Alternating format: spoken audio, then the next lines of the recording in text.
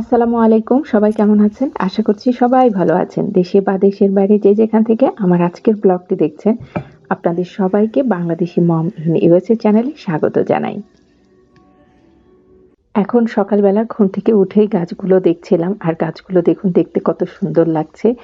এই যে গাছটা, এই গাছটার পাতাগুলো ঠান্ডার সিজনটা আসলে লাল হয়ে যায় আর সামার সিজনটাতে দেখা যায় সবুজ হয়ে থাকে। আর এই গাছগুলো কিন্তু ক্রিসমাসে এখানে পাওয়া যায়। আর ২ টা ছিল অর্কিড গাছ। অর্কিড গাছ দুটোতেও সুন্দর ফুল ফুটে আছে। আর ফুলগুলো যা সুন্দর আর এত সুন্দর রং যে দেখলেই আপনার মন কেড়ে নেবে। তো এই গাছগুলো নতুন বছর উপলক্ষে মায়রার বাবা আমাকে গিফট করেছে। তো গাছগুলো দেখেই বুঝতে পারছেন কত সুন্দর। এই গাছগুলো অবশ্য কদিন পরে টবে দিয়ে দেওয়া হবে। এরপরেই সবাই মিলে বাইরে চলে এসেছি। আজকে যেহেতু সবারই ছুটি, সবাই ঘরে ছিল। আর আকাশটাও পরিষ্কার, চারপাশটাতে একদম রোদ ঝলমলে ছিল। যদিও এখন অনেক ঠান্ডা পড়ছে। এর মধ্যে দেখা যায় যে কয়েকটা দিন ঠান্ডা কম পড়ে। তো আজকের দিনটা তেমনই ছিল। ঠান্ডাটা একটু কম ছিল। আবার সুন্দর সূর্যও উঠেছে। সবকিছু মিলিয়ে ভাবলাম আজকে গাছগুলো লাগিয়ে দিই। গাছগুলো অনেকদিন আগেই এনে রাখা হয়েছে কিন্তু লাগানোই হচ্ছিল না। এই টিউলিপের চারা আমি যখন ১ম আমেরিকাতে আসি তখন একবার লাগিয়েছিলাম। তারপরে গাছগুলো কেন জানি না নষ্ট হয়ে গিয়েছিল। তারপরে আর লাগানো হয়নি। তো এই বছরটাতে আবার নতুন করে লাগাইলাম। দেখা যাক কেমন ফুল হয়। এর আগের বার মাটিতে দিয়েছিলাম আর এবার টবে দিয়ে দিচ্ছি। মাটিতে দিলে হরিণের যন্ত্রণায় একটা গাছও রাখা যায় না। তো এবার টবে দিলাম, গাছগুলো নিয়ে বাগানে রেখে দিব। আর হরিণ খাওয়ারও ঝামেলা থাকবে না। তো গাছগুলো লাগানো মোটামুটি শেষ। আরো কিছুটা বেঁচে গিয়েছে। এগুলো আবার আরেকটা টবে একটু মাটি ভরে সব লাগিয়ে দিতে হবে। আর ওই যে দূরে মাইরা মারিয়া একটু রোদে কিছুক্ষণ বসে আছে। একটু খেলাধুলাও করছিল। এরকম রোদ উঠলে আবার একটু ঠান্ডাটাও কম থাকলে ওদেরকে একটু বাইরে নিয়ে আসি, একটু খেলাধুলা করাই। কারণ ঠান্ডার দিন তো আর ওইভাবে করে বাইরে আসা যায় না। ওই যে দূরে একটা হেলিকপ্টার যাচ্ছিল অনেক নিচ দিয়ে, তো সেটাও আমরা দেখছিলাম। গাছগুলো লাগানো প্রায় শেষ। এখন ঘরে চলে যাব। যেয়ে একটু পিঠা বানাবো। যেহেতু শীত পড়েছে, তো আজকে ভেবেছি বাচ্চারাও ঘরে আছে, সবাই একসাথে করে পিঠা বানাবো। আর এই যে গাছগুলো, এগুলো আমি গ্যারেজে রেখে দিই। যখন একটু এরকম গরম, গরম রোদ পড়ে, তখন এগুলো আবার বাইরে নিয়ে আসি। আবার যখন বেশি ঠান্ডা পড়ে, আবার ঘরে নিয়ে যাই। চলুন এখন ঘরে যেয়ে পিঠা বানানো শুরু করি। পিঠা বানাতে একটু হলেও সময় কম লাগবে, কারণ পিঠার যে নারিকেলের পুর রেডি করে নিতে হয় সেটা আমি দেশ থেকে আসার সময় করে এনেছি। আমি যখনই দেশে যাই আসার আগে এইরকম একটা পুর রেডি করেই নিয়ে আসি, কারণ পিঠা টিঠা বানানোর ক্ষেত্রে দেখা যায় যে অনেকটাই কাজে আসে। তো পিঠা বানানোর জন্য এখানে চালের গুঁড়ি নিয়ে নিয়েছি। চালের গুঁড়ির সঙ্গে আমি অল্প একটু আটা বা ময়দা যেটাই বলেন সেটা একটু মিশিয়ে নিয়েছি। মানে যতটা পরিমাণের আমি চালের গুঁড়ি নিয়েছি তার থেকে একদম অল্প পরিমাণের ময়দা মিশিয়ে দিয়েছি। এতে করে কি হয়, ভাপা কুশলি বানাতে গেলে কিন্তু পিঠা ফেটে যায়। আর একটু ময়দা যদি মিশিয়ে নেওয়া হয় এতে করে আর পিঠাগুলো ফাটে না।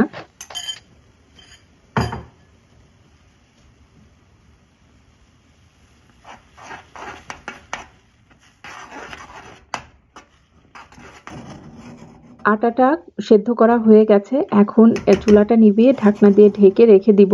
আটার যে ভাপ উঠবে সেই ভাপে বাকিটা সেদ্ধ হয়ে যাবে।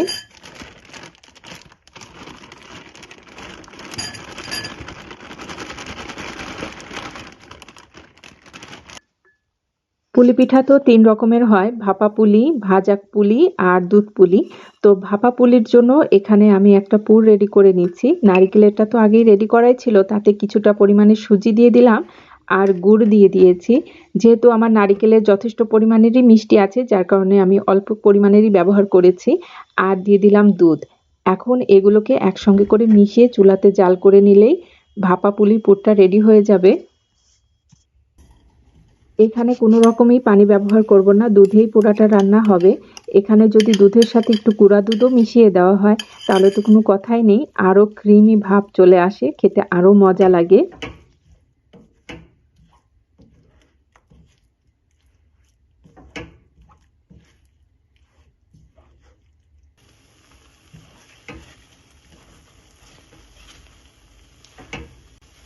এটা হয়ে গেছে, এখন নামিয়ে দিব।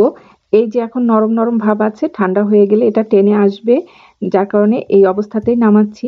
আর পোড়াটা যদি পানি টেনে নামাতাম তাহলে দেখা যেত পুরটা বেশি শক্ত হয়ে যেত। তো ভাপা পুলির পুরটা তো রেডি হয়ে গেছে। এখন হচ্ছে দুধ পুলিরটা করে নিচ্ছি। দুধ পুলিরটা একদমই সহজ। নারিকেলেরটা তো রেডি, তার মধ্যে সামান্য একটু পরিমাণে গুড় মিশিয়ে এটা এখন করে নিব। গুড় আর পানিটা টেনে আসলেই এই যে এই পুরটাও রেডি। এটা তো আরো তাড়াতাড়ি হয়ে যায়।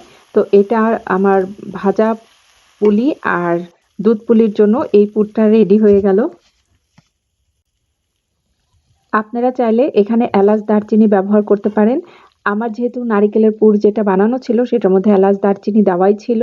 আর আমি খুব একটা বেশি এই জাতীয় পিঠাতে এলাচ দারচিনি পছন্দ করি না। এতে আমার কাছে মনে হয় ফ্লেভারগুলো নষ্ট হয়ে যায়। খুব কম ব্যবহার করার চেষ্টা করি। তো এদিকে আটাটাও আমার রেডি হয়ে গেছে, ঠান্ডা হয়ে গেছে। এখন এটাকে মেখে নিব। আটাটা দেখে বুঝতে পারছেন খুব সুন্দর সেদ্ধ হয়েছে। আর পিঠার জন্য কিন্তু আটার ময়ানটা খুব ভালো মতোই দিয়ে নিতে হয়, না হলে কিন্তু পিঠাগুলো অত ভালো হয় না। প্রথমে ভাপা পুলি বানাবো, তো ভাপা পুলি বানানোর জন্য একটা রুটি বেলে নিচ্ছি। রুটিটা একটু বেশ বড় করেই বেলে নিব আর একটু মোটা করে বেলে নিচ্ছি।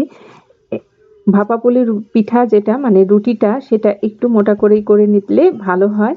তো এখন আমি এই যে এরকম একটা বাটি ছিল আমার স্টিলের, তো সেটা দিয়ে এই গোল গোল করে কেটে নিচ্ছি।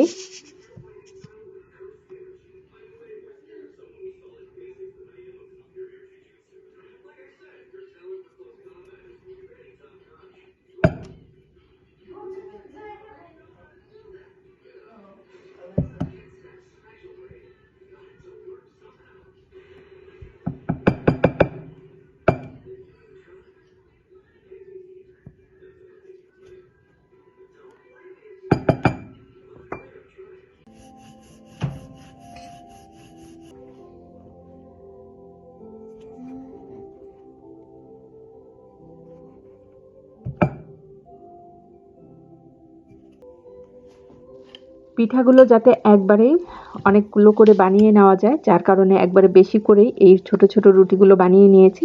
তো এখন এখানে পুরটা দিয়ে পিঠার যে শেপ, সেই শেপটা দিয়ে নিব।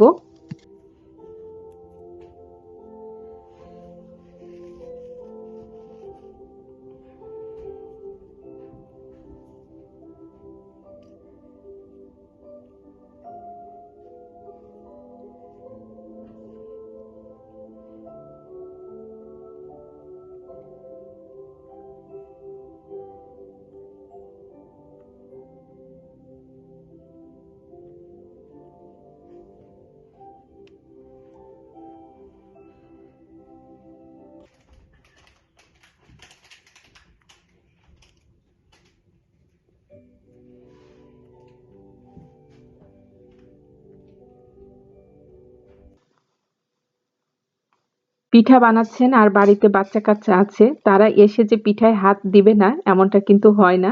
মানে তাদের এসে কিন্তু পিঠায় হাত দিতেই হবে, একটু দুষ্টামি করতেই হবে। তো এখানে আমি পিঠা বানাচ্ছিলাম, মারিয়া চলে এসেছে, এখন সেও পিঠা বানাবে। তো দেখুন কি সুন্দর করে পিঠার ভাঁজগুলো সে দিল। মানে দেখলো আগে ১ম এ মা কিভাবে করছে, তারপর এখন নিজে নিজে শুরু করেছে পিঠা বানানো।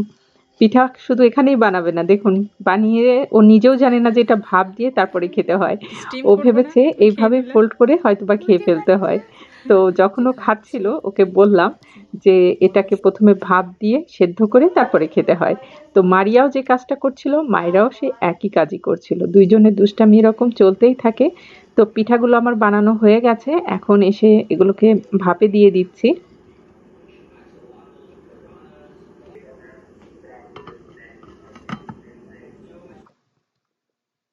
ভাপা কুশলিগুলো ভাপে দিয়ে এসেছি। এখন ভাজা কুশলিগুলো করে নিব। ভাজা কুশলি করার জন্য রুটিগুলো অনেক পাতলা পাতলা করে বেলে নিয়েছি, কারণ এতে করে মচমচে হয়, পিঠাগুলো খেতেও ভালো লাগে। এখন পিঠাগুলোর মধ্যে ওই যে পুরটা করে রেখেছিলাম সেটা দিয়ে দিচ্ছি। আর এই পুরটা একটু লম্বাটে শেপ করে দিয়েছি যাতে পিঠার চারপাশটাতে থাকে, খেতে গেলে মুখে বেশ ভালো করে পড়ে আর খেতেও মজা লাগে।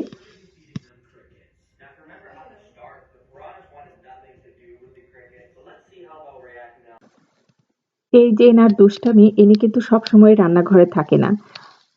একটু একটু করে আসবে, একটা করে দুষ্টামি করবে, তারপর আবার ঘরে চলে যায়। তো এরকমই চলে এনার সাথে আমার সারাটা দিন। যখন স্কুল থাকে না এভাবেই চলে। তো ভাজা কুশলিগুলোও আমি বানিয়ে ভাজতে বসিয়ে দিয়েছি, আর এদিকে ভাপা কুশলিগুলো হয়ে গেছে। এগুলোকেও এখন নামিয়ে নিব। তারই পাশাপাশি আমি দুধ পুলির জন্য পিঠাগুলোও রেডি করে নিয়েছি। আর দুধ পুলির এই রুটিগুলো তো অনেক ছোট, ছোট করে নিতে হয়। তো একটা মসলার ঢাকনা দিয়ে আমি ওটাকে রেডি করে নিয়েছিলাম। দুধ পুলির যে শিরাটা হবে, আমি এখানে কাঁচাই দুধ পুলি ছেড়ে দিব, ভেজে দিব না। কাঁচাটা দিলেই আমার কাছে ভালো লাগে। তো দুধ পুলির যে শিরা, শিরার মধ্যে আমি দিয়েছি এখানে লিকুইড দুধ, তার সঙ্গে গুঁড়া দুধ, আর দিয়ে দিয়েছিলাম গুড়। এগুলো দিয়ে একসাথে ভালো করে মিশিয়ে, আর এই যে দেখুন একদম অল্প পরিমাণে এলাচ দিলাম, মাত্র ২ টা। এর বেশি আর আমি এখানে মসলা ব্যবহার করব না। আর এই যে পুরগুলো এতক্ষণ ধরে বানানো হচ্ছিল তার কিছুটা অবশিষ্ট ছিল। সেটা এখন এই দুধ পুলির রসে দিয়ে দিলাম। আর এই যে দুধ পুলি পিঠাগুলোও আমি বানিয়ে নিয়েছি। দেখুন কত ছোট, ছোট করে বানিয়ে নিতে হয় এই পিঠাগুলো। তাহলে কিন্তু খেতে বেশি ভালো লাগে। আর এগুলো আমি ভেজে দিই নাই। একদম কাঁচা অবস্থাতেই দিচ্ছি। এতে করে আমার কাছে আরো বেশি ভালো লাগে। এই দুধ পুলির যে শিরাটা হচ্ছে এটার মধ্যে ওই যে আলাদা করে যে নারিকেলের পুরটা মিশিয়ে দেওয়া হয়েছে, এতে করে কি হয়, দুধের যে শিরাটা ঘন করে নেওয়া হয়, এমনি যদি দুধের শিরাটা আপনি খান সেই অবস্থায় এই নারিকেলগুলো আপনার মুখে পড়ে, আর খেতে কিন্তু ওই শিরাটা পিঠা ছাড়াই এমনিতেই খেতে মজা লাগে। তো এখানে দুধে একটা বলক আসা পরেই আমি পিঠা দিয়ে দিয়েছি। তো পিঠা দেওয়ার পরে ২ থেকে ৩টা বলক উঠবে, তখনই আমি চুলাটা নিভিয়ে দিব। আর এই গরম দুধেই পিঠাগুলো রেখে দিব, এতে করে পিঠাগুলো ফাটবে না, আর পিঠাগুলো অনেক জুসি থাকবে। পিঠাগুলো আমার বানানো হয়ে গেছে, টেবিলেও দিয়ে দিয়েছি দুধ পুলি, ভাজা পুলি আর ভাপা পুলি। তো সবকিছুই আমার টেবিলে দেওয়া হয়ে গেছে। এখন বাচ্চাদের নিয়ে একসাথে খেয়ে নেওয়ার পালা। আর পিঠাগুলো দেখুন কত সুন্দর হয়েছে, একটা পিঠাও কিন্তু ফাটেনি। কোনটা খাবা? আমি অলরেডি এই দুইটা জানি কিভাবে টেস্ট। হ্যাঁ, তাতে এইটা জানি না, তাহলে এইটা খাবো। ওইটা খাবা। মারিয়াকে জিজ্ঞাসা করলাম, মারিয়া তুমি কোন পিঠাটা খাবে? সে বলল দুধ পুলিটা খাবে। তো যার কারণে এখন সে দুধ পুলি খেতে বসে গিয়েছে। আর দুধ পুলির যে দুধের যে শিরাটা সেটা দেখেই বুঝতে পারছেন কতটা ঘন হয়েছে। আর পিঠাগুলো খেতেও কিন্তু অসম্ভব মজা হয়েছিল আমরা যখন খেয়েছিলাম। তো অল্প সময়ের মধ্যেই ঝটপট করে কিন্তু অনেকগুলো পিঠাই আমার বানানো হয়ে গেছে। আজকের ব্লগটা এতটুকুই। দেখা হবে নতুন কোনো ব্লগের সাথে। সে পর্যন্ত সবাই ভালো থাকবেন, সুস্থ থাকবেন। আর হ্যাঁ, আমার চ্যানেলটা যারা সাবস্ক্রাইব করেন নাই, অবশ্যই আমার চ্যানেলটা সাবস্ক্রাইব করবেন। আর আজকের ব্লগটা দেখতে কেমন হয়েছে সেটা কমেন্ট করতে কিন্তু ভুলবেন না। আজ তবে আসি। আল্লাহ হাফেজ।